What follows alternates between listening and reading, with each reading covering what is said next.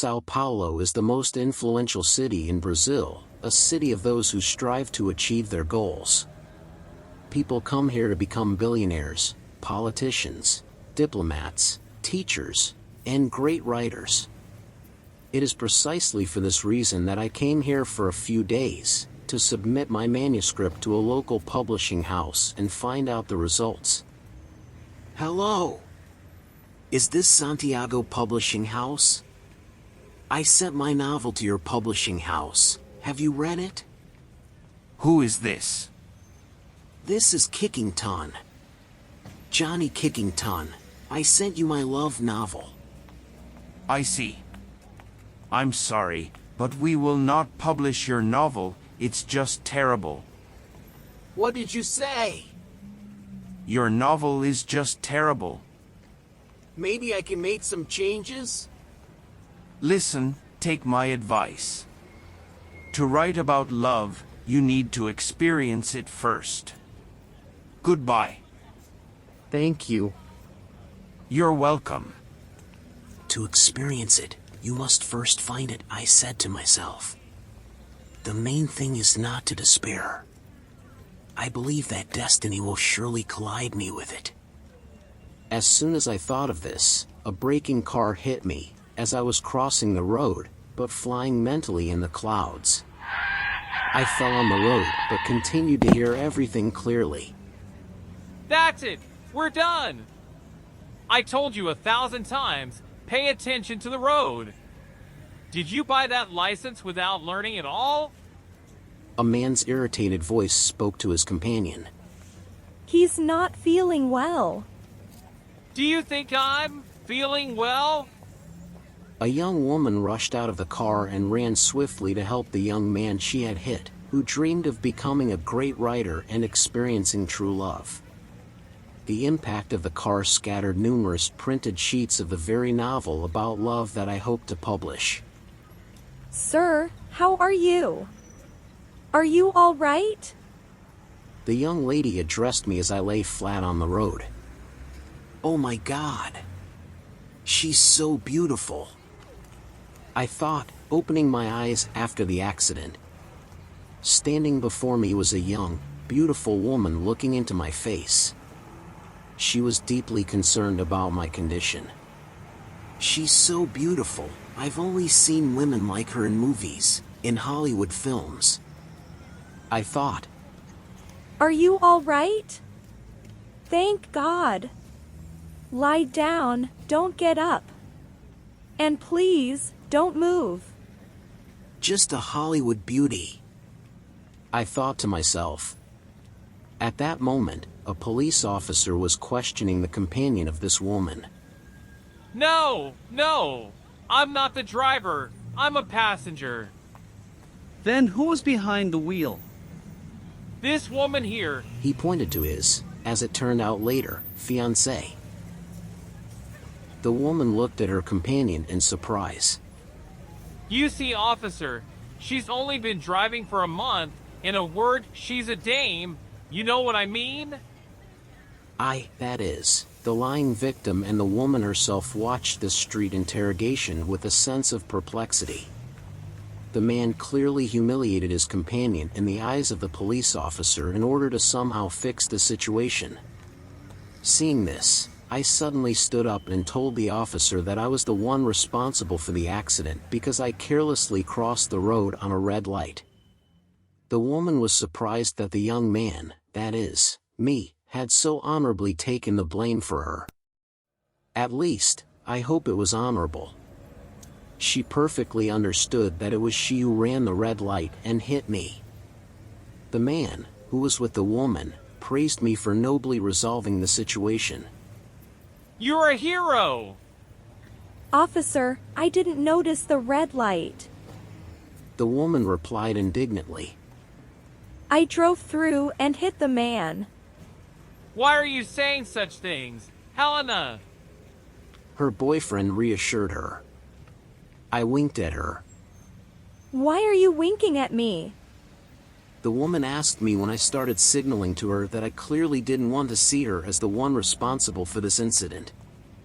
The policeman looked anxiously at me, the victim. I'm not winking. My eye is just twitching after the collision. Actually, you should go to the hospital.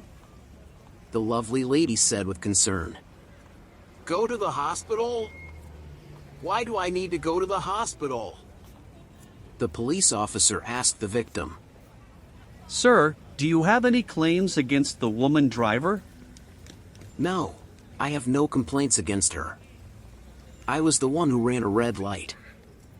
Then clear the road and let the traffic pass, said the police officer and left, as he was called elsewhere.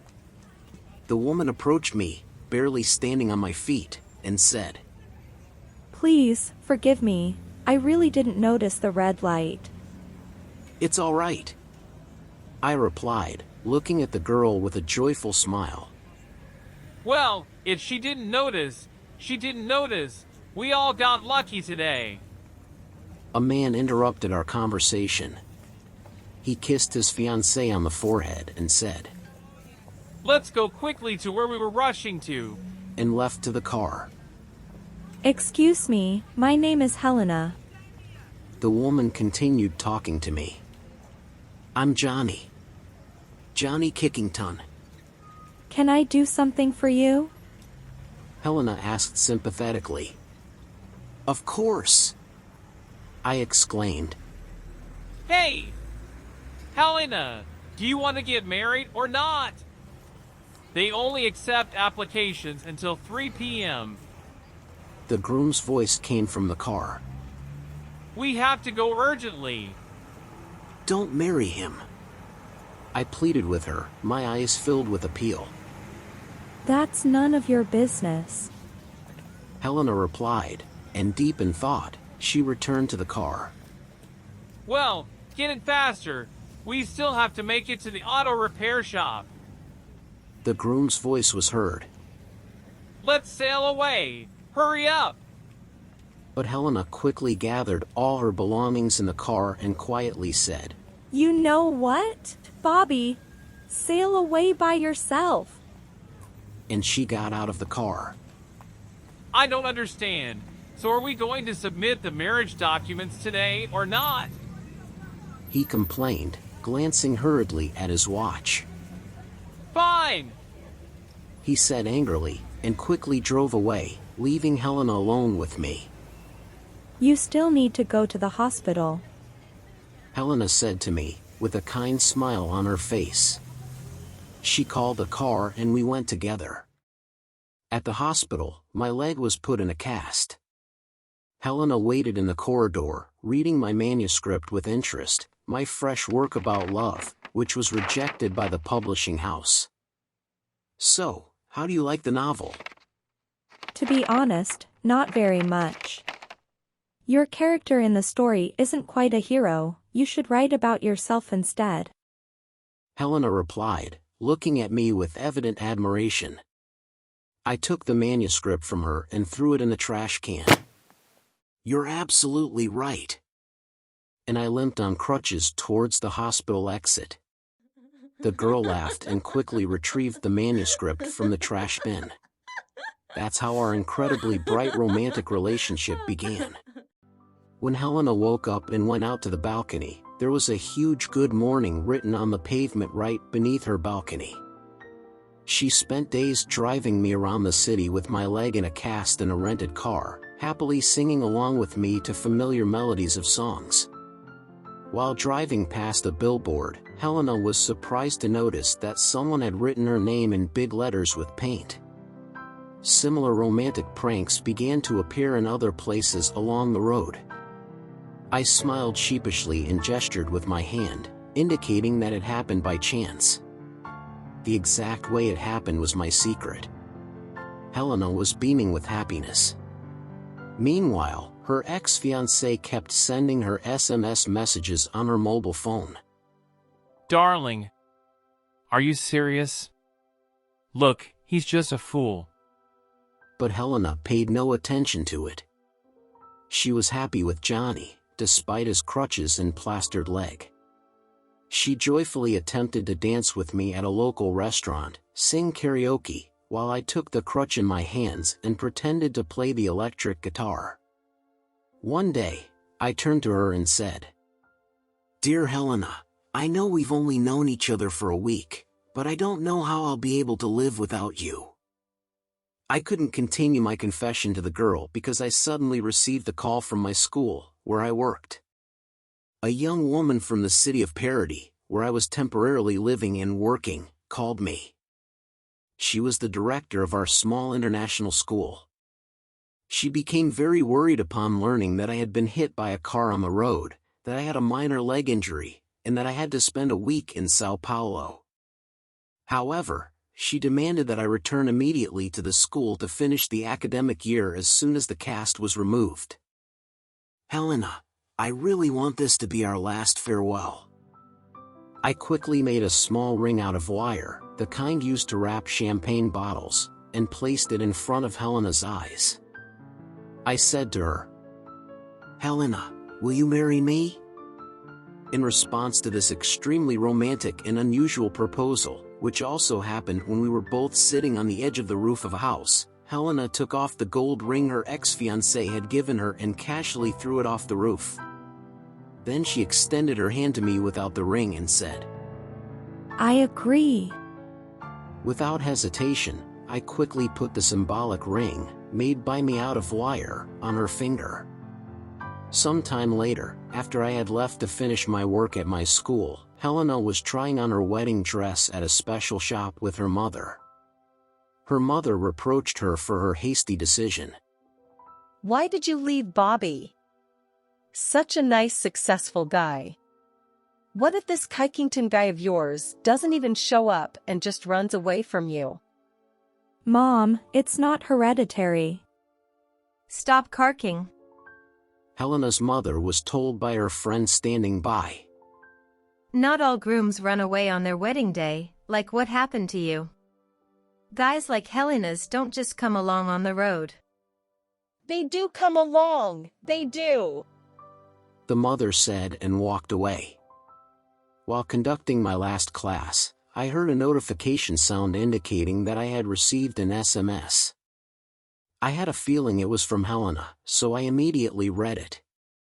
My dear Kiki, won't you run away from me like my father did from my mother on my wedding day? I'm leaving in an hour. I replied to Helena via SMS. I have a train ticket heading to Sao Paulo. I can't wait to see you. The bell rang, signaling the end of the school lesson, and I immediately rushed to the school principal's office with my resignation letter in hand. I was also holding a bouquet of flowers intended for my fiancée. Once, out of foolishness and carelessness, I accompanied our school principal all the way to her doorstep. Since then, she has been blocking my path, hoping for a romantic pursuit. She took the bouquet of flowers from my hands, taking for granted that it could only be for her, thanked me for such special attention to her, and I, to her surprise, handed her my resignation letter. I will sign it. She said. But how will we manage without you in this international school? My train leaves in an hour. Dear Mr. Kikington, the school gives you all of itself, without a shred of it, and you mean to run away? Isn't the school entitled to expect a mutual response and reciprocity? She said.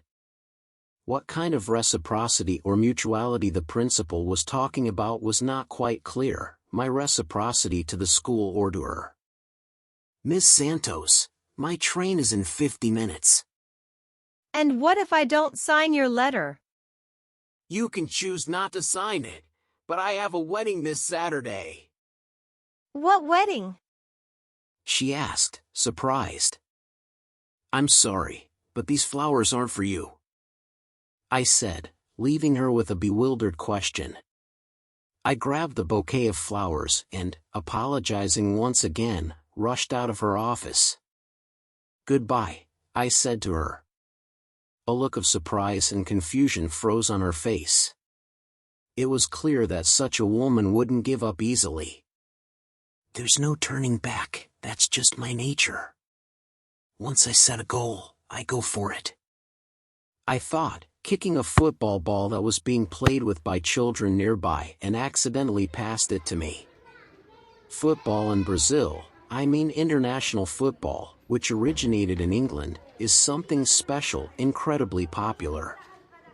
In Brazil, football has become part of the national identity, one of the main elements of Brazilian culture and social life. But right now, I wasn't interested in football. I was in a hurry to catch my train. I had heard that my last name was inadvertently associated with football, but personally, I had no connection to it, even though I come from England, the birthplace of football. I had heard people say that there was a talented football player long ago nicknamed Kickington. I wasn't interested in how his nickname ended up in my family tree. Well, perhaps I should have been curious to know. A familiar police officer offered me a ride in his car to the train station. Due to our long-standing friendship, he decided to give me a heads up, advising me to be cautious with the food in the restaurant car. Once, out of carelessness, I ate there and ended up spending half a month in quarantine. He revealed his secret. I caught E. coli. So be careful, or you'll screw up your own wedding. He chuckled, using the slang term. I sent a text message to my fiancée, informing her that I would arrive in 8 hours. Then I stepped out of the police car and headed to the train station. To my surprise, there was a rally taking place between my train and the station. The mayor of the city was giving a speech about hosting a regional-level championship for neighborhood football teams. It was the first time our town was ceremoniously hosting such a large-scale football event. Great, I thought. As if we needed more championships here. People need to travel, but they have this championship opening and enthusiastic applause instead. Now I had to stand at the fence and either wait until the mayor's speech was over because security wouldn't let me through, or get around the event somehow. Everyone present at the championship's grand opening was applauding when suddenly a middle-aged authoritative man rushed to the podium and shouted, Stop this show and demagoguery. Who are you, buddy? The mayor asked him. My last name is Pereira. I'm a representative of the State Parliament Committee on Physical Education and Sports, he said, displaying his identification. I came to check if the event rules, regulations, and everything else are being followed. Suddenly, I heard the familiar voice of our lady principal behind me. Kickington. From the stands, there were outraged exclamations from the representative of the National Sports Committee. I won't allow any violations of the regulations and jeopardizing this significant regional event. I didn't wait for his speech to finish. Bending low between the legs of the people, I made my way towards my train through the gathered teenage football teams from different cities. And what violations did you find here? The mayor protested into the microphone. An old, well-known violation. The parliamentary representative replied, then headed toward the youth team representing our city, Parati. Seeing the high-ranking official approaching, the coach of our city's team started backing away towards the train, hiding between the train cars exactly where I was standing. How old are you? The deputy asked one of the players from our city's football team. 12. The player replied, lowering his head. Look me in the eyes, you little trickster. The deputy sternly told him. I'm 16. The young boy admitted in the presence of the deputy and the mayor standing nearby. Ah, well, that's the way it is, Mayor. I'm disqualifying those overgrown guys with the stubble on their face, said the deputy. And as for this werewolf in sweatpants, this shapeshifter, their coach that is, I'm dealing with him right now. By the way, where is he? The deputy started walking straight towards my train, where I stood after maneuvering through the crowd of rule-breaking footballers. There you are, coach. He addressed me directly, mistaking me for the coach of the parody football team. Offside and burying your head in the asphalt, huh? He grabbed me by the arm and brought me in front of the team. What's your last name? He asked. Mine? Kickington. I answered. I'm heading to Sao Paulo. What? He exclaimed in surprise. Kickington, I repeated. I am Mr. Kickington. With eyes wide open in astonishment, the authorized sports committee representative looked into my eyes and said, You're disgracing such a grand football surname. And immediately, the deputy turned to the mayor of the city. All right then. If you don't assemble a new team with 12-year-old players tomorrow, the championship in your city is cancelled. I hope you understand perfectly well what that means. He decided to make a move in Sao Paulo, you see. And who will remain here? Who will uplift football here? I'm asking you, Mr. Mayor. Excuse me, there seems to be a mistake. I'm actually not a football coach, but a school teacher. I intervened in the conversation between the deputy and the mayor of the city. Here is the lady principal of our international school, where I work, Ms. Alicia Santos. Ms. Santos. Please. Do confirm to the gentleman who I really am. Alicia approached us and greeted us. Tell them who I am, as they mistook me for a coach of parody football team. Well, of course, he's a coach. Who else? She confidently replied, slightly nervous. He's an experienced educator and has a good understanding of strategies and tactics, said the lady principal to the high-ranking gentleman about me. After such accreditation from the school principal herself, what else could they think of me? I was in shock. I guessed correctly that such a woman would not easily give up. Wait, this is some kind of mistake. I still protested, but the deputy was relentless and absolutely sure that I am the football coach of this town, but running away from my responsibilities. Brazilians are sometimes very hot-blooded people. If they get started, they find it hard to stop. And there are plenty of foreigners with different passports and English-sounding family names among them. Tomorrow at 9:30, you'll bring a team with players no older than 12. Tomorrow I can't. I have a train ticket. I showed the deputy my ticket and passport. I have a wedding in Sao Paulo tomorrow. Well, that's a different story. The deputy softened his tone. I smiled, thinking the problem was solved, but it wasn't over yet. So, you've decided to run away? The deputy suddenly said. And you made up a story for me about a wedding? I see.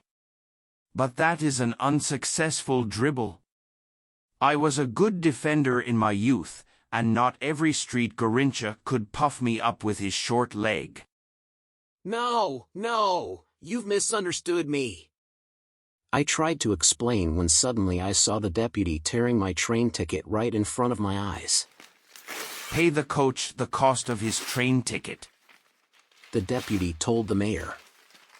I am confiscating your passport until the end of the championship, he told me. At that moment, my main concern was not to get scared. By what authority? I shouted. Silence. The deputy firmly and authoritatively responded, and I got scared. A parliamentary deputy, after all. Get to work, gentlemen, said the deputy and left, leaving me without a ticket and passport. I hereby declare the opening of the championship complete, proclaimed the mayor. And everyone applauded, including the school principal standing next to me and myself, not quite understanding why. Meanwhile, my train to Sao Paulo for my wedding had left without me. Miss Santos, I have a wedding to attend. They're waiting for me. I exclaimed. Finish the championship first, and then you can go to your wedding. She said, wearing a cunning smile. But I don't know how to play football. I protested. Why do you need to know how to play? You're a coach. She replied, once again flashing that cunning smile. What are you doing? Sabotaging the championship, teacher. You're sinking yourself. Is that why you're sinking the barge? Suddenly remarked the coach of one of the championship teams who was standing nearby. Upon learning about my upcoming wedding and the temporary confiscation of my passport, he said. How can you get married without a passport? He advised me to simply lose the first match since the championship worked on an Olympic system. Lose and you're out. Then you can head straight to Sao Paulo. Find 12 decent boys in town by tomorrow, deliberately fix the game, and go to your wedding. Suggested the coach from one of the local teams. Lose and you're out, I repeated with joy. Exactly. Confirmed the coach, introducing himself as Coach Johnson. Where on earth will I find 12 boys? I thought. Should I try running away after all? But I couldn't travel without my passport. While at the train station, I decided to call Helena when I suddenly heard notification sounds coming from my phone just 5 meters away from me. It turned out that a teenager had snatched my phone. I quickly caught up with him and demanded that he return it. Spotting a nearby police officer, the boy quickly responded. Oh, so you lost this phone? You should have said so right away. Here you go, please. It was clear that the kid was involved in petty theft at the station, taking whatever he could steal. He handed back the phone and left. On the phone, I could see a message, Kiki, don't forget your passport. Love you. A familiar police officer approached me, asking if I had seen a 12-year-old boy around. Upon hearing the word 12, I immediately realized he was the one I needed. Sending the officer on a false lead, I quickly found the teenager who had approached a lady with a purse and seemed ready to steal from her. I said to him, "Are you 12? I'm a coach, assembling the city's football team, and I'm appointing you as the main striker and captain. We need to defend the honor of our hometown, right? It's a major street football championship." Will they show the participants on TV? The boy asked with great interest. Of course. The press is all gathered here, I said, trying to persuade him. I'll turn you into a star. You will be giving autographs on the balls, just like Ronaldinho, and he beamed at such a prospect. Do you have any friends? I asked. Let's go. He replied, leading me to his business colleagues. Lady, close your purse. I shouted to a woman as I left the train station. Now, I'll gather all sorts of junk from the dumpsters, deliberately lose tomorrow, and head to my wedding, I thought on the way. As I walked, an empty condensed milk can came flying down from above. Hey, kid!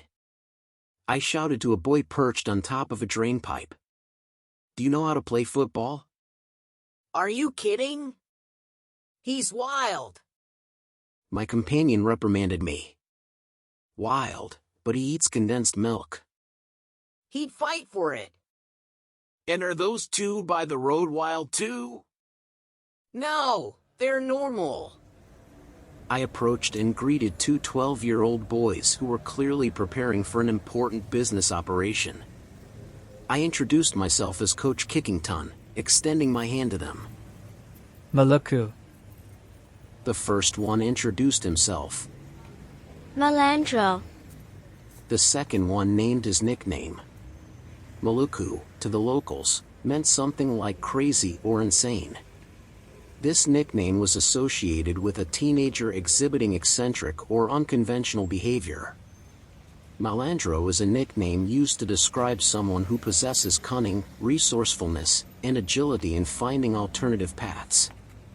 This nickname is associated with a teenager who demonstrates the ability to survive and find solutions in challenging situations.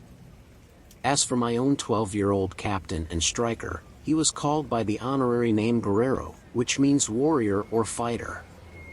This name was given to a teenager who displays strength, courage, and determination. At that moment, a young lady approached the beautiful car parked nearby. As soon as she got into the car, the two boys began their black special operation. Did you lie to me about the press? Guerrero asked, confirming. No, it's fair coaching conduct, I replied. What are they up to? I asked my senior striker. There's going to be a car accident now. Just watch. The first boy sneaked up behind the car and, jumping high, deliberately fell behind it as if he had been hit. The woman came out to see what had happened, and the child lay there, groaning loudly as if in unbearable pain. At that very moment, his partner appeared abruptly next to the shocked lady, contorting his face and crying out in a pathetic tone, manipulating the woman. What will happen now? He'll have to work his whole life for medication. The young woman, clearly frightened, took out her wallet, pulled out several bills, and asked, Will this be enough? Hearing such a small amount, the supposedly injured boy screamed even louder, pretending to be in pain, which caused the woman to triple the offered amount. His accomplice agreed to take it, and they both disappeared from the skillfully created traffic incident. I asked my striker, are all your people like this? You'll see now. The boy led me to the beach and showed me how skillfully and artfully the rest of his colleagues worked. It was phone theft, bag snatching in a variety of acrobatic styles. The kids were performing somersaults on the beach, while managing to grab someone's wallet or bag with their foot or hand, sending them flying towards their partner who had positioned themselves strategically to catch the loot. Their acrobatic skills were like those you would see in a circus. The other two boys approached a watermelon vendor whose stall was situated on a hill slope. Hey mister, can you run fast? One of the boys asked the vendor. Don't worry, I can run fast. The man replied. The kid spat to the side, grabbed a piece of watermelon, and said, All right then, start running. He kicked a stick that was supporting one of the walls of his watermelon storage, causing the watermelons to roll down the road like soccer balls. The flustered vendor rushed to catch the rolling watermelons. Meanwhile, the other two boys, seeing that no one was around, picked up as many watermelons as they could carry and started to walk away. At that moment, we approached them, and I was introduced to them as the coach of the city's football team. One of the boys, holding 2 watermelons in his hands, asked me to put another watermelon on his head. What are you guys doing? I asked them. Can't you see? We're stealing watermelons. The little boy replied, skillfully balancing a round watermelon on his head, as if he were Pele or Maradona. He walked away with 3 watermelons, with me and the team's star striker following him. This master of carrying a watermelon on his head was called Quattro Olos, which means 4 eyes because he wore glasses to improve his vision. At that moment, I was forced to call my fiancée in Sao Paulo and come up with a story on the spot about why my passport and train tickets were taken away from me. Without much thought, I had to resort to the version suggested by the police officer. Guess what, my dear? I went to have a meal in the dining car, bought some food, and they found E. coli. Everyone who was in the car was quarantined for a week. For a week? My fiancée exclaimed in horror. For 7 working days. But don't worry, I didn't have a chance to eat anything, I said, quickly coming up with the continuation of the story.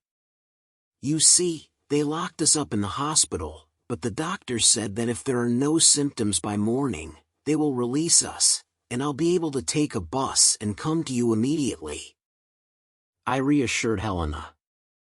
When will your bus arrive then? Only the day after tomorrow. I'm really sorry, but I can't make it sooner, I said. What about the wedding? Helena was about to cry. We need to come up with something. Oh, I think I've got it. First, we'll have a wedding feast, and then we'll go to the registry office. Let's swap the days around. But the bride's mother was shocked by such a change in the order of events. On the first day, we'll celebrate what should be celebrated on the second day, and on the second day, we'll go to the registry office. Helena explained. I knew it! Her mother exclaimed, holding her head in dismay. Meanwhile, I was taking attendance of my newly recruited street team, Malandro, Pay di Vento, Fast-Footed, Coringa, Joker, Ajo Tordo, Cross-Eyed, and some were in English style, Sleeper, Shadow, Blaze, Ace, and others. I had written down all the nicknames of my wards on a separate sheet of paper and checked to see if they were present. There were exactly 12 kids, with one on standby. Are your parents okay with this? I asked. Nah, we don't have parents. All 12 kids chuckled. So they're orphans, huh? I thought. Well, as long as they're not football players, my main goal is to lose in the first round anyway. The next morning, precisely at 9 a.m., they all stood in line for inspection, each wearing a new sports uniform. The one conducting the inspection was none other than the deputy who had taken my passport. How old are you? He asked one of my wards. The kid spat to the side and replied. 12! The deputy smiled satisfactorily and said. A true neighborhood team. I approve. Now, let's take some photos for the press, said the mayor standing nearby, and the four of us went to pose for the camera. It was me, the deputy, the mayor and the principal of my school, thanks to whom I missed my own wedding. My main assistant, who had assembled the entire team for me, skillfully joined us as the fifth person, but the teenager girl photographer told him. You're in the way, step aside. Once you score a goal, then I'll take your photo. Meanwhile, Helena was trying to explain to the gathered guests why this wedding would be remembered as the most extraordinary one. Friends, we'll shift the second day to the first, so to speak, and the first day will become the second. Wedding guests looked around in bewilderment. Meanwhile, in the city where I was, an announcement was made at the stadium about the first round of the championship, in which my team was participating. Our opponents were a team from the neighboring town. 2 halves of 30 minutes each, that's an hour, plus a 15-minute break. Just enough time to make it to the train station. The match began, and my center forward dashed forward, but after losing the ball, he ended up on the opposite side of the field, leaving my goalkeeper to face 2 attackers from the opposing team. I clapped with joy, 1-0 in my favor. I love you, Helena, I thought. Oh, don't let me down, dear opponent. Overjoyed, I even sent a text message to Helena. I wrote, "Let's go, farewell to parody." After reading my SMS, Helena breathed a sigh of relief. A new attack was launched on my goalkeeper, but he left the penalty area, grabbed the attacker by the collar, put his own jersey on the attacker's head, and started punching him in the stomach. Then the referee blew his whistle. The referee showed my player a yellow card and awarded a penalty against us. Once again, I rejoiced at the sight of justice prevailing and our imminent defeat and my wedding. 2 of my players received yellow cards for their blatant hooliganism on the field. The penalty kick was taken, and the score became 2-0 in my favor. The coach of one of the rival teams, whom I had met at the train station, gestured to me that everything was going well. "Soon you'll lose and go where you need to," he implied. The first half ended, and we went to the locker room. I pretended to encourage my team's captain, but he replied, "Wait here, Kickington. I need to talk to the guys." In the locker room, I could barely hear the motivational speeches of my team captain. "Guys, if we win, we'll be featured in newspapers all over the country and on television. Pull yourselves together. Wake up." Filled with joy, I decided to send another text message to my fiancée. "Helena, we'll see each other soon.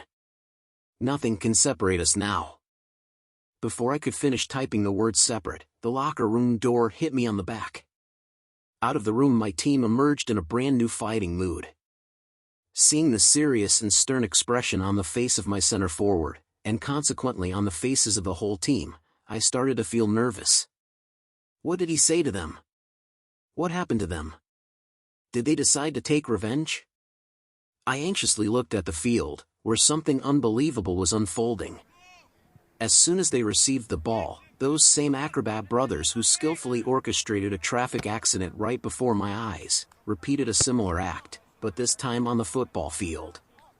The first did a nifty trick, faked a footstep, and flew through the air, landing on his foot, and screaming in pain as if an armored personnel carrier had run over his foot. Right at that moment, his experienced teammate rushed over, shouting and protesting, demanding a free kick. What's going on? He got hit. What will happen now? He'll have to work his whole life for medication. The nimble trickster, a 12-year-old schemer, wouldn't give up. What kind of lawlessness is this? What kind of lawlessness is this? What kind of chaos? What kind of chaos? It hurts him. It hurts him. Echoed all my players. Referee! Referee! Give us a free kick! Give us a free kick! Having seen and heard everything that was going on, the referee took the bait and awarded a free kick to the opponent. Traffic accident. I recalled the name of this cunning scheme and trick. What scoundrels! I thought. My boys started executing the free kick. One of them agilely leaped onto his teammate's back and shoulders, using his head to strike the high-flying ball. The ball hit the crossbar, bounced back, but our main striker, Guerrero, accurately finished it off with a powerful kick into the opponent's goal. The score became 2-1, still in my favor, but I became extremely worried. Meanwhile, Helena entertained the wedding guests with her singing. Suddenly, out of nowhere, her ex-boyfriend, Bobby, appeared. The same guy she never made it to the marriage registration because she ran over a romantic Johnny on the way. What are you doing here? She angrily asked him. Oh well, your mom invited me. I'll congratulate you and leave. You look beautiful, keep on singing. He cunningly replied. Helena's mother gladly welcomed the abandoned boyfriend and told him. Sacred places are never empty. Take a seat somewhere, preferably in the empty spot for the groom. Meanwhile, the second half of the football match was underway. To my horror, I heard my center forward giving a new command to his colleagues. Wheel! I couldn't understand what this trick was about. Then I remembered how some kids skillfully grabbed poorly placed bags and other valuable items on the beach with their feet, performing acrobatic wheel moves and passing the stolen goods to their partners. Something similar happened on the field. One of the boys trapped the ball between his legs and moved forward using an acrobatic wheel. Then, kicking the ball with his feet, he skillfully passed it to his partner, who, in Ronaldo-esque fashion, sent it flying over himself and into the top left corner while falling down. The score became 2-2, much to my horror. But that wasn't the end of my fear. The captain of my team issued a new command. Watermelon! He shouted. Everyone understood immediately, and a little kid with glasses, who had been stealing watermelons in my presence, skillfully balanced the soccer ball on his head and ran forward, carrying the ball on his head like a watermelon, straight towards the opponent's goal. The spectators were in shock. We steal watermelons. I remembered his response to my question. The boy deftly juggled the ball from his head to his back, then back to his head, and approached the penalty area. Holding the ball on his head, he waited for the striker to approach, who knocked the ball off his head with a powerful strike straight into the right corner of the goal. The score became 3-2. From the radio booth, they announced the victory of my team. I was shocked and bewildered. We had won, but I felt like I had lost, or so it seemed to me.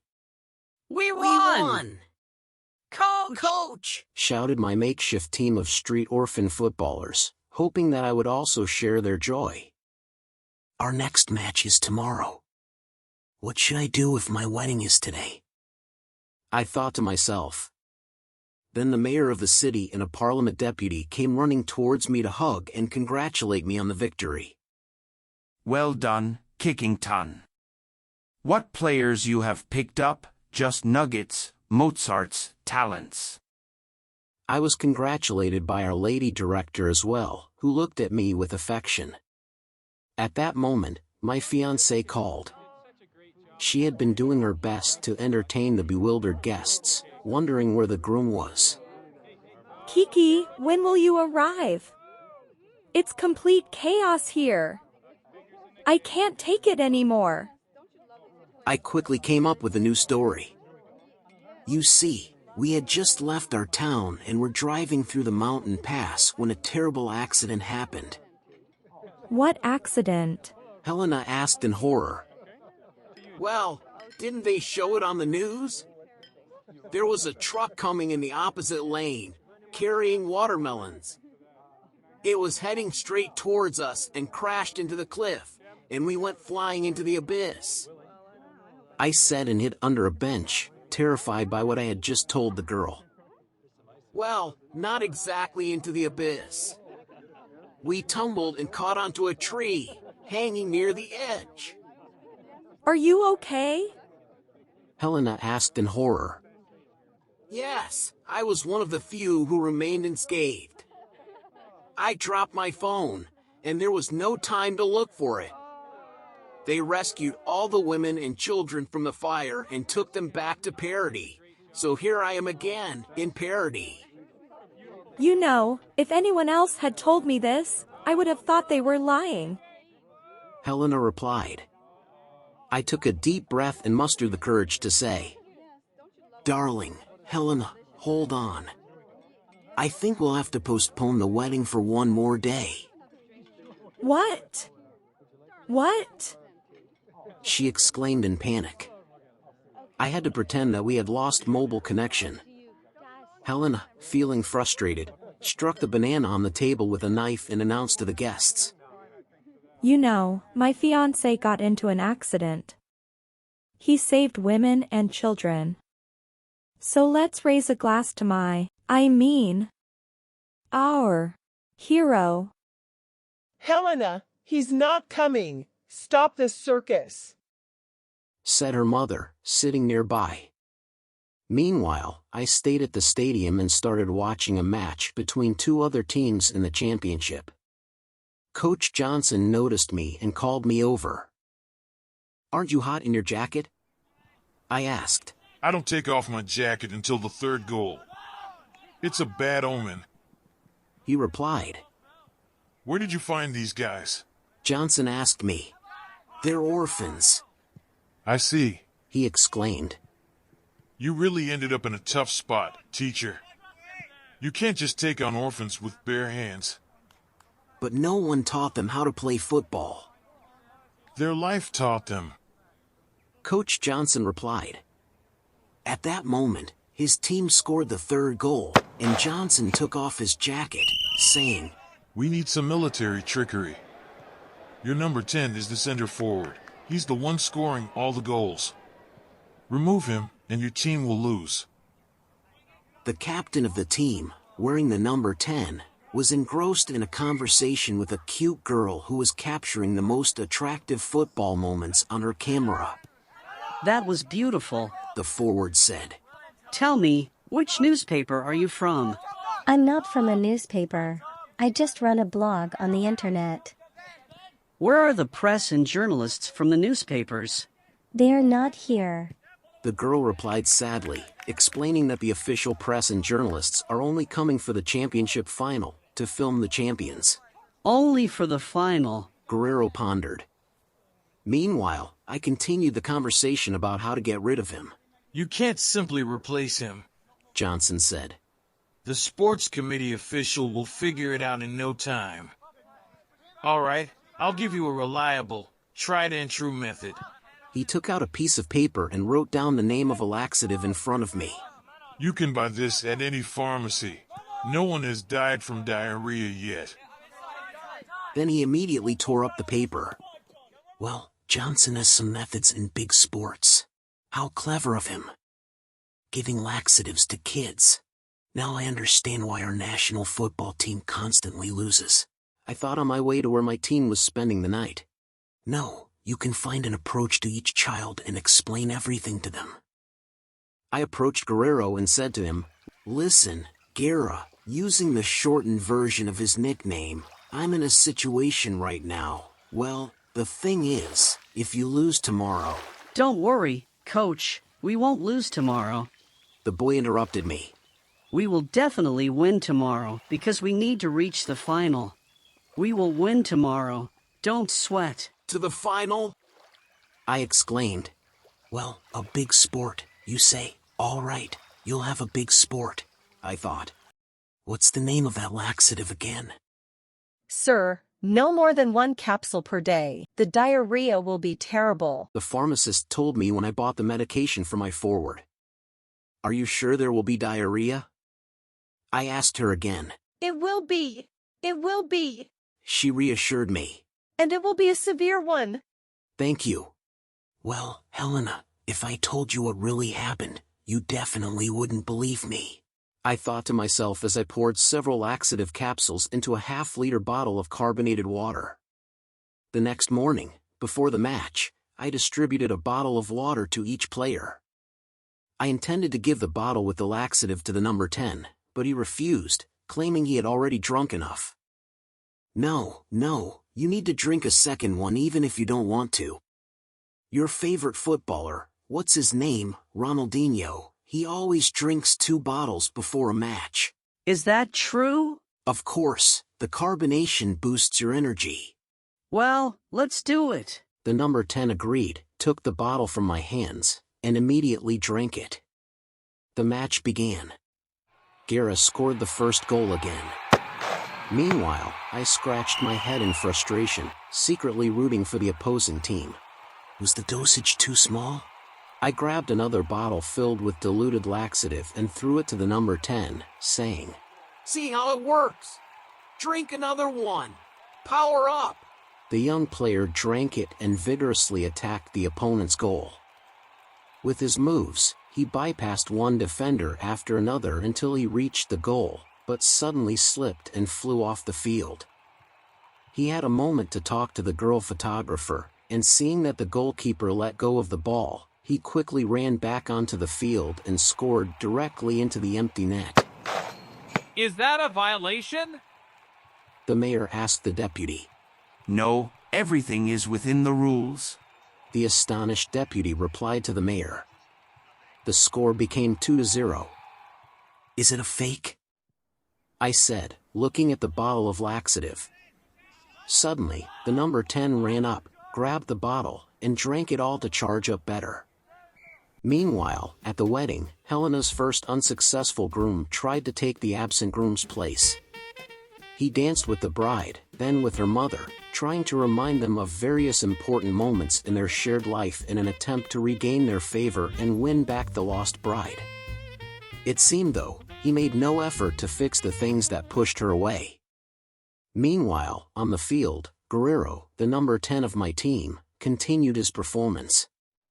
Guerra received the ball and once again skillfully bypassed half of the opponent's team with his tricks, coming face to face with the goalkeeper. Suddenly, a nuclear reaction occurred in his stomach. He forgot about the ball and started looking for the nearest toilet, dashing towards it like a bullet. What happened? The bewildered deputy asked. Looks like diarrhea. The mayor replied. During the halftime break, Coach Johnson came up to me and pointed out that our goalkeeper was a menace to boys of the very city from which the opposing team had come. How will they score goals if your goalkeeper has scared them to death and even forbids them from approaching his goal? Maybe we should give him carbonated drinks with laxatives? What? No way. Having 2 cases of diarrhea in one match is already criminal. Do you have someone to replace him? Find someone who would be scared of everyone, someone like a sieve. I know someone. I remembered the boy who loved condensed milk. At that very moment, a deputy appeared behind us, giving us a stern look, and asked, What's going on? Are you planning a fixed match? I won't tolerate any match fixing. Oh no, Mr. Deputy, we're not planning anything. You must be mistaken. It's just your nerves acting up. I heard being a deputy can be quite stressful. Johnson replied and walked away. The deputy turned to me and said, Don't get involved with him, Kickington. I see right through his tricks. I'll reveal his true colors. I bought 2 cans of condensed milk and quickly found the scared guy who had been avoiding everyone. I left 1 can on the ground as bait, hoping he would come down to the first floor of the abandoned house.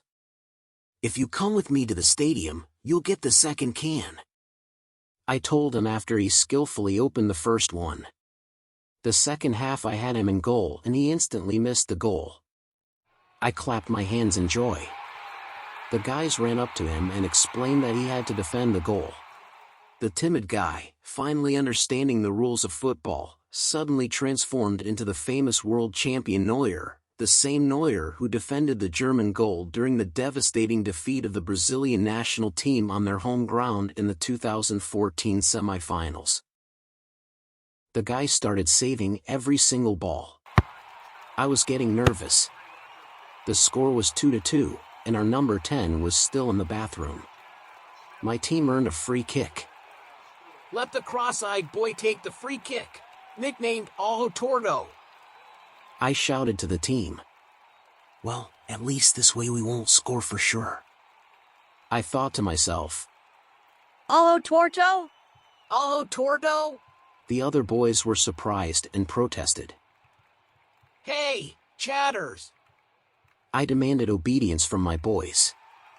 It's definitely Ojo Tordo. They called that guy Ojo Tordo because of his cross-eyed condition, where he looked at one point but saw another, about 40 degrees to the left. But his shot was like a cannon. Our captain, number 10, immediately took advantage of my decision. He managed to dash out of the bathroom for a minute and yelled at cross-eyed boy. Aim at me! What's he doing? I asked the former goalkeeper sitting next to me. He used to aim at the goal and hit the bathroom, but now he's aiming at Guerra, so he'll hit the goal. At that moment, cross-eyed boy took a powerful shot, aiming at his captain, and the ball flew straight into the lower right corner. The score became 3-2, we won again, and I was freaked out. What a skillful team. With character. The deputy said to the school principal, sitting next to him. And what a coach! She added. The deputy took out my passport from his pocket and handed it to Miss Santos, the principal. Hold on to him with both hands.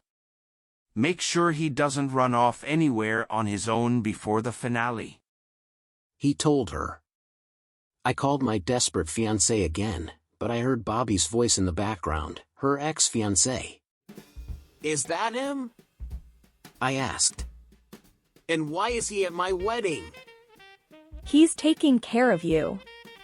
Haven't you arrived yet? Helena said. Listen, there's something going on here. And I began concocting an incredible story once again, explaining why I wasn't at my own wedding. I was bewildered and didn't know what to do. Did you get married or not? asked me a banana saleswoman I knew. Yeah, well, how can you get married when those bastards are going to beat everyone with such an attitude? I thought. And what comes next? The South American Championship? The World Cup? I'll never get married that way. To beat, or rather lose, I need the most decisive measures. I thought as I walked towards Coach Johnson for help, aboard his luxurious yacht anchored at the pier. Coach Johnson greeted me warmly and asked, "How's it going?" Seeing my sour expression, he invited me into the cabin. "I don't know what to do. They keep winning anyway," I said. "Becoming a true coach, Kickington, takes more than 2 days," replied Johnson. "Coach Johnson, I really need my passport. My wedding has been going on without me for 2 days already. If they win again tomorrow..." "You're the coach, right? So train them in such a way so that they can't feel their legs or arms in the morning. You just need to push them to the limit. You know what I mean, Cackington. Torture them." "But how can I do that? They're just kids," I protested. Haha, you're rushing off to Sao Paulo, and yet you're worried about the kids. You need to be tougher. At that moment, an old friend of Coach Johnson has joined our conversation. I have a cargo ship full of cognac in a port nearby. There's no one to unload it during the night shift. Let your team unload it tonight, and they'll get some training," he suggested. I gladly agreed and immediately sent my boys to unload the cargo ship during the night, telling them it was a special training session to work on all muscle groups. While the poor boys were hauling heavy boxes of cognac, unloading the ship, I sent an SMS to my fiancée, Helena. "I'll be released from prison soon. Looking forward to meeting you. Dear Helena, I thought, one day I'll write a book about this, and you'll forgive me." Coach, couldn't you come up with something easier? The boys complained. "It's an excellent workout for all muscles. Keep training," I commanded. The next morning, the kids were completely exhausted and could barely run on the field due to fatigue. I had also managed to lock our goalkeeper in a small room, who played a crucial role in our previous match victory. After losing in the first half with a score of 3-0, my boys looked terribly disappointed. The number 10 player approached me and apologized for the defeat. I decided to drink some water during the halftime break, but my glass was skillfully snatched by a passing deputy. "What's the matter, coach? What happened?" he asked. "We play the way we know how," I replied. "And where is your miracle goalkeeper?" "He didn't show up for the match, but we will make a comeback in the second half. We will definitely make a comeback." The deputy looked at me with a philosophical gaze and said, "Listen, kicking man, in life, there are no second halves like in football." "I'm not kicking man, I'm kicking ton," I corrected him. "All the more so," he replied and walked away. I went to the locker room to see my boys. To my surprise, I heard a boy crying. It was none other than my famous forward, number 10, Guerra. Kickington! Come up with something! We have to win! He cried. "Why are you so upset?" I replied. "It's just a game." You don't understand, Kickington! We need to win! "Why?" I asked. "So that you can be in the newspapers?" Yes! Guerra replied. "And to be shown on television in the news." "Do you want fame?" I asked the boy, with a hint of reproach. He shook his head negatively and said, "No! I want our parents who abandoned us to see us. I want them to see what we have become. I want my mom and dad to see and realize that they abandoned me in vain." The boy answered, tears streaming down his face. "I thought we would win, but we turned out to be losers." He cried out in despair. He continued to sob, and for the first time in years, I became so filled with compassion and pain for these abandoned children. Only now did I understand why these kids were so desperate to win. They didn't need ordinary human fame or recognition. Unlike many others, they fought on the field not to be captured by camera lenses or seen by scouts from various professional football clubs and associations. They desperately wanted to be accepted again by their own parents, those who were still alive but had abandoned them for various reasons. Losers? I wondered at the kid's remark. This ain't you, buddy, it's someone else. I replied to the kid, looking at myself in the mirror, and went to search for our locked-up star goalkeeper. On the way to the shed where I locked up our goalkeeper, Coach Johnson asked me if everything was going according to plan. I replied that no, from now on we would start winning. My response genuinely scared him. He understood very well that my miracle team could prevent his team from winning the championship. I tried to open the door for the guy I had locked up, but Coach Johnson appeared in front of me again. What about the wedding? He asked.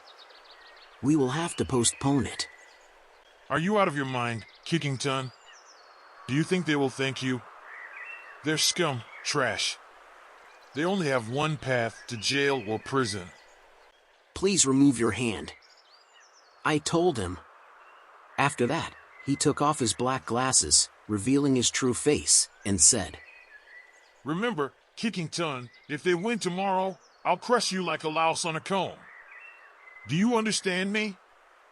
I didn't succumb to fear, opened the door, grabbed our goalkeeper's hand, and led him to the locker room. Where were you? The guys yelled at him. To my surprise, during the break in the locker room, the guys were taking off their sports uniforms, saying they didn't want to embarrass themselves, so they wouldn't play in the second half. They put on their old clothes and started to leave, so I had to tell them the plain truth. I'm the one who locked our goalkeeper in the closet. The guys thought I had gone mad. So Gara approached me condescendingly, trying to encourage me, and said, Coach, everything's fine. It's me who locked up the goalkeeper. I repeated to them, and I added a laxative to the carbonated water for you. And I arranged the nightly cognac unloading, to torture you, tire you out, and keep you from winning today. The guys listened to me in bewilderment. And Gara asked me, I don't understand something. Are you sick? Coach, don't pity us. We're not kids, you know. You don't believe me? Well, read it for yourselves then. And I handed them a note with the prescription for buying a laxative at the pharmacy. The guys read the name of the medication. What's wrong with you, Coach? I'm not a coach. I'm a school teacher, and my bride is waiting for me. I have a wedding, you understand? I told them, stepping back because I could see that I was in trouble. The guys cornered me. And I tried to explain everything to them. How can I be a coach? They took my passport at the train station, said I was the coach of a football team. Then I found out the championship was being played in an Olympic system. I thought I'd gather the boys, we'd lose, and I'd leave for the wedding, but you started winning all the time. At that moment, one of the guys stopped me. You're in trouble, teacher. I agreed. Yes, I'm in trouble, big time. Forgive me, I won't do it again. With the cry, You're a jerk, Coach. They threw some kind of cloak over me, knocked me to the ground, and started beating me together. Meanwhile, at the wedding, Bobby, seeing that the groom hadn't arrived, began rehearsing a scene in front of the mirror where he confesses his love to his ex-bride. Helena, don't say anything right now, just listen. I want to tell you a few words. I love you very much, Helena. I'm miserable without you. Please don't marry him. Are you crying? I'll cry now myself. He said to his reflection in the mirror and pretended to shed tears using some drops to imitate crying. After that, Bobby took the stage, grabbed the microphone, and delivered his tearful speech, then started singing a love song accompanied by the orchestra, a song about a failed groom without a bride, glancing at his former bride, trying to evoke pity from her. Then he abruptly stopped his lyrical song, with artificial tears in his eyes visible to the whole hall, approached the bride, took a glass next to her, and discreetly took her mobile phone while heading to the corridor. "Where are you hiding, teacher?" he said, reading the text messages that Kickington sent.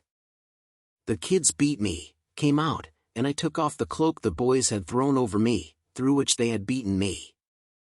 Unexpectedly, Alicia Santos, the school principal, entered the locker room. She took out my passport from her bag, gave it to me, and said, I apologize, Johnny. Here's your passport. You can go to your wedding. I could tell from her face that she was sorry.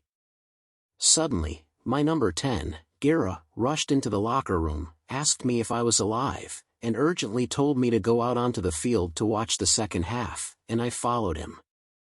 Alicia remained in the locker room.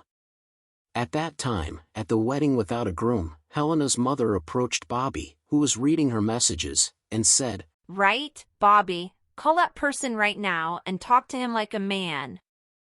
It's time to end this circus. Let him leave our Helena forever. Bobby called Johnny, but instead of him, Alicia answered the phone. Hello? She asked. Surprised, Bobby changed his voice to sound like a girl and asked, Who's this? This is Alicia Santos. The woman replied. Bobby was surprised and quickly came up with a plan for exposure. He said, So that's it. And turned off his cell phone. At that moment, a voice from the audience came through the microphone. Let's raise a toast to our groom, who we've been waiting for on this wedding for the third day already. Bobby stopped him and suggested, How about we call the groom ourselves right now? He handed the phone to Helena and positioned a microphone next to it so that everyone in the hall could listen to the conversation with the groom. All the guests supported this brilliant idea. Who knows what happened? Bobby said. Maybe our hero needs some help. Helena dialed Johnny's number. Once again, Alicia Santos, the school principal, answered the phone. Hello, is this Helena? She asked. Yes. Helena replied, astonished. Who is this?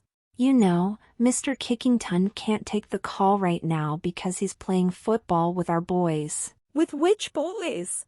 A shocked Helena asked. Hello, Helena, it's because of me he can't go to the wedding. Ms. Santos replied.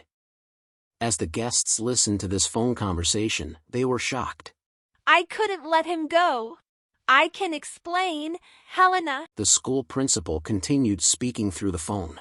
Startled, Helena laughed to relieve the tension and said, I'll call him back later. Then hung up. A silent scene followed. Bobby didn't waste time and took advantage of the situation. He skillfully sat close to Helena and said with feigned sympathy, You know, I'm ready to forget everything and become your husband. At that moment, the decisive second half of the match was underway in parody. The boys, shocked yet encouraged by the revealed truth, started scoring one goal after another against the opponents. The score became 3-1, then 3-2, and eventually 3-3. The boys once again found the strength to show off their tricks and homegrown skills. And in the last minute of the match, they scored the fourth and winning goal, securing their place in the championship final. The mayor of Parody jumped for joy, seeing his city's team advance to the final, which brought great prestige to his hometown and drew significant attention from the entire region and even the country. The team of street kids transformed into local heroes. And for the first time, I found myself cheering and rejoicing for my undefeated team. The boys hugged their coach and celebrated.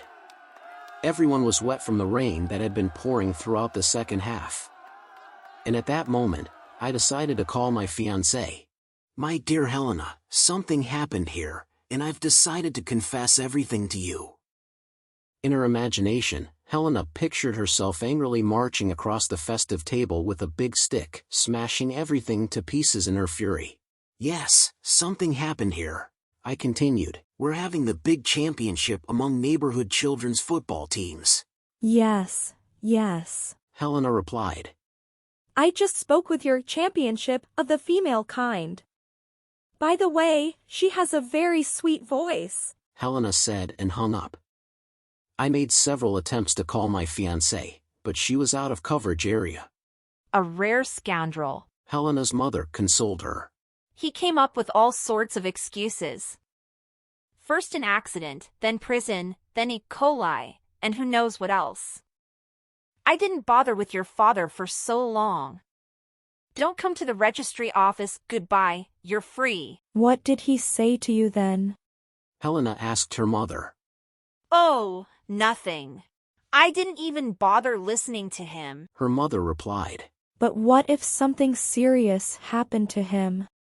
Helena asked. Like what? Her mother inquired. Maybe some championship or something. Helena continued tearfully. Seeing that Helena wasn't answering the phone, I sat there feeling dejected. Our forward player approached me and tried to comfort me. Don't worry, coach, it's always like that with girls. They get upset at first, but then they ask for forgiveness. Don't sweat it. If we win the championship, she'll come running to you. I was greatly encouraged by his words, smiled, hugged the little guy, and we both laughed. Later, during another training session, I finally decided to send Helena a voice message. Dear Helena, I don't know if you'll hear this message, but I hope you do. I'm really sorry. I should have told you the truth right away, but sweetheart, I got scared. But I can make it right. I promise. I love you. I sent the message to Helena.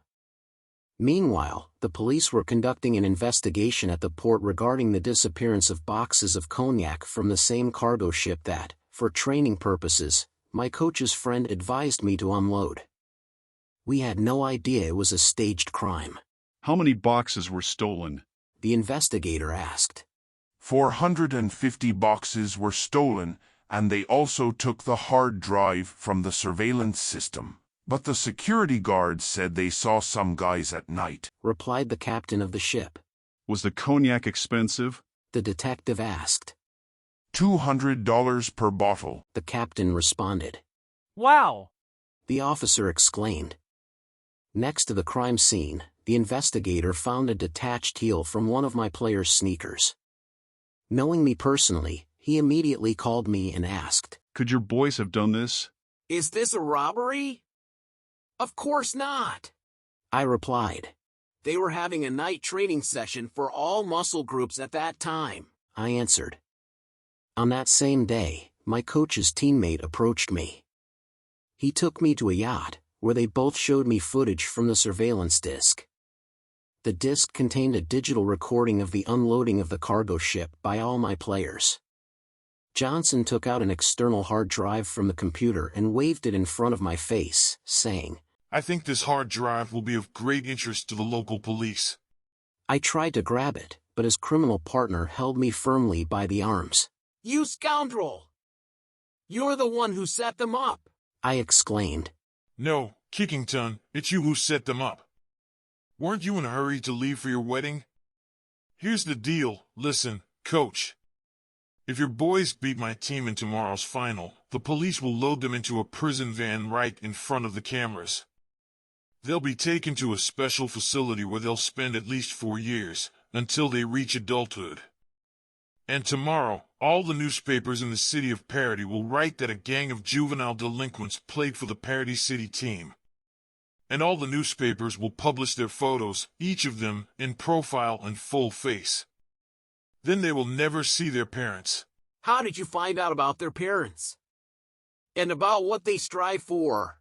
I grew up without parents myself, in a special orphanage. German scouts came to me, Kickington. They are monitoring my team. If we win tomorrow in the championship final, they will pay me 60,000 euros for each teenage football player. Kickington, I've been training these kids for 5 years. This is my final, said Coach Johnson, and he turned on the electric stove underneath me, where his huge accomplice placed me. Do whatever you want with them. Give them sleeping pills, laxatives, lock them up, torture them. Anything, but they must not win tomorrow. They mustn't. Do you understand me? Coach Johnson threatened me. That's it. Now go, cool off, and think. They let me go from the yacht.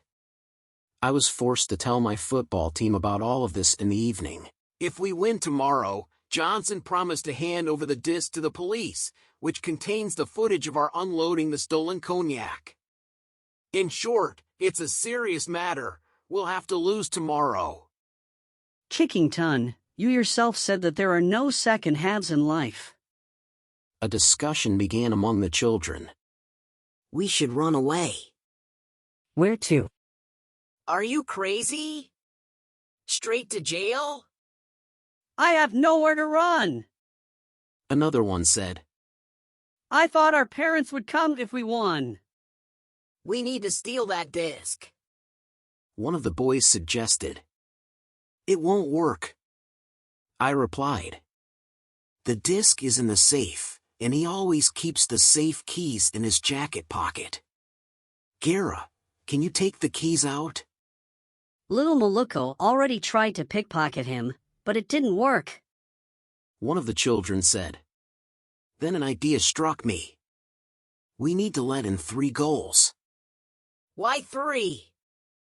Because after the 3rd goal, Johnson takes off his jacket. For what? It's his tradition. I continued.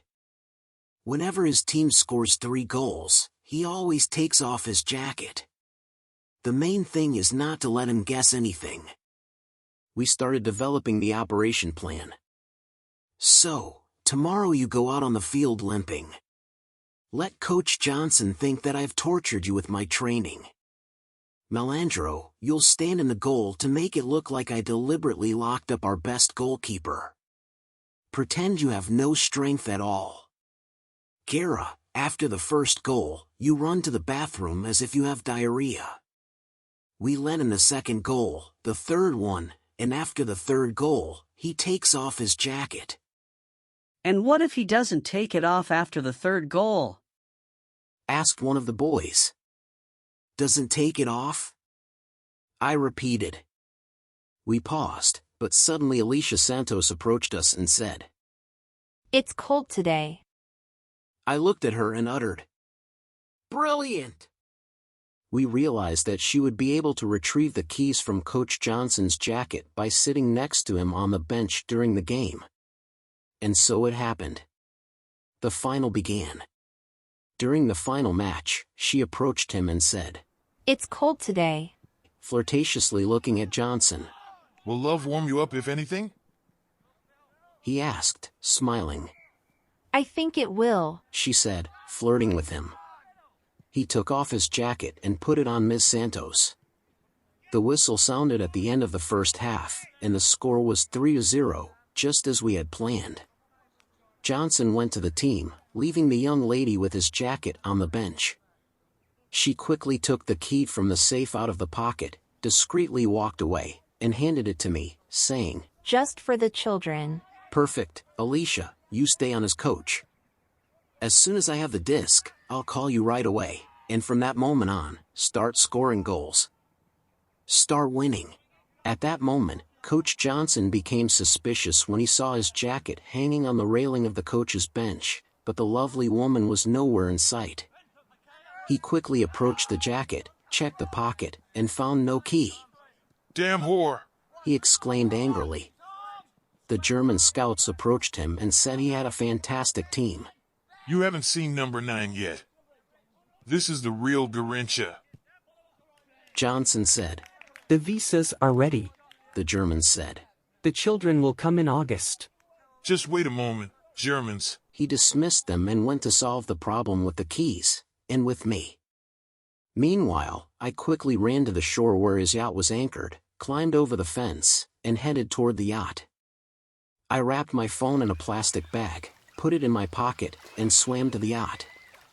At that moment, as it turned out, Coach Johnson's criminal partner was unloading the stolen cognac, handing it over to other dealers.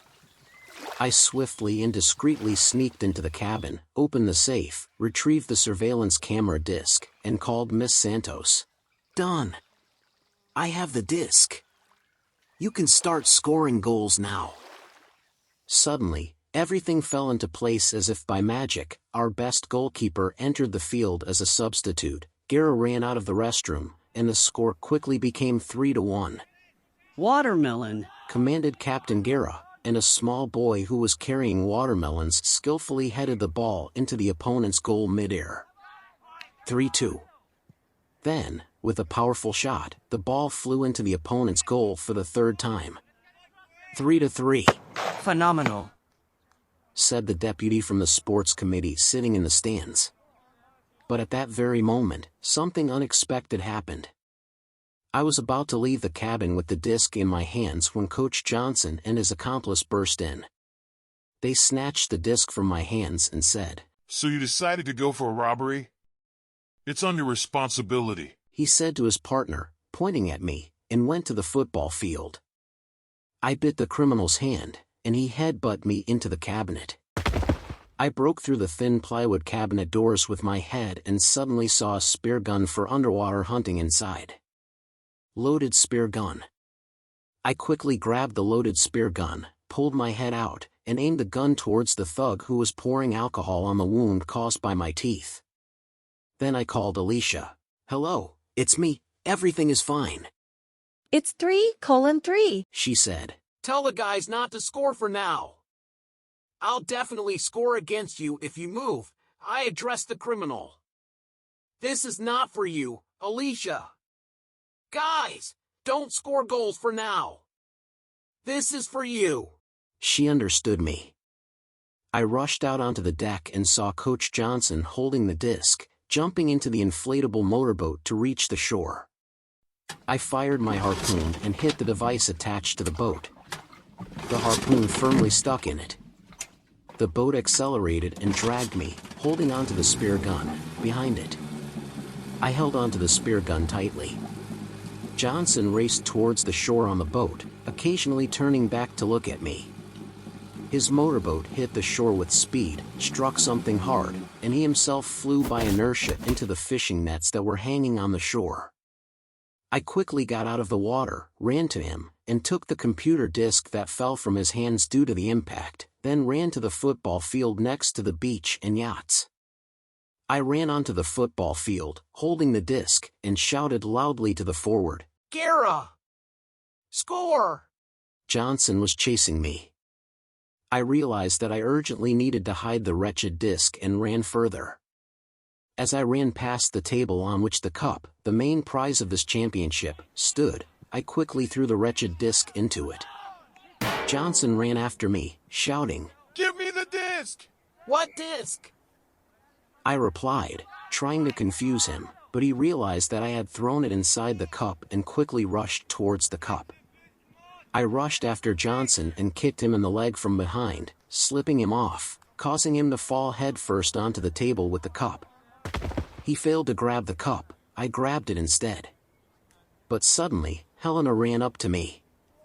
I was greatly surprised. Helena.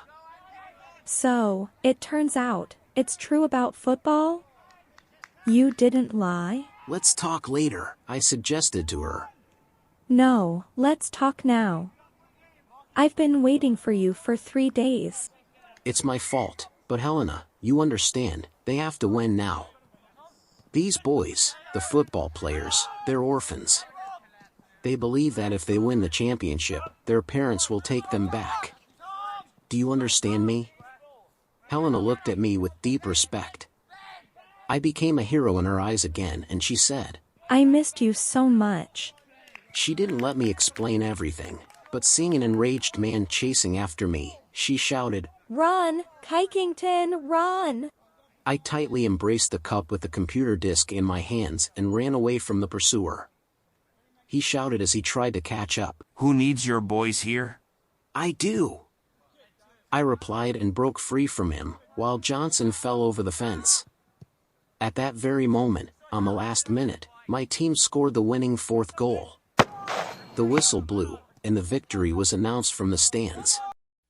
I rushed onto the field with the cup in my hands, and my neighborhood team ran towards me from the sidelines.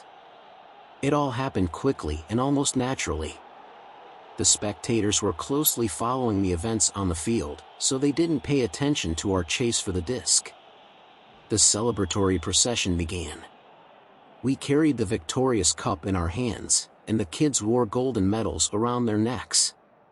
Of course, we destroyed the disc, and without it, Johnson didn't dare to do anything, and later his partner was caught in the crime. Helena beamed with happiness, seeing the reason why I hadn't shown up at the wedding for 3 whole days. She was also delighted that I was able to support and help the children believe in themselves and win this championship, which had greatly transformed them. And on the evening of the following day, together with my team and Helena, we celebrated our wedding right on the seashore. Even Helena's mother was happy and cheerful at the table. "I've always been so fond of you," she said to me at the table. "Thank you," I replied. And afterwards, we played football together on the beach and rejoiced immensely. We arranged for the children to join a football academy, where in addition to receiving a general education, by the age of 18, they will become true masters.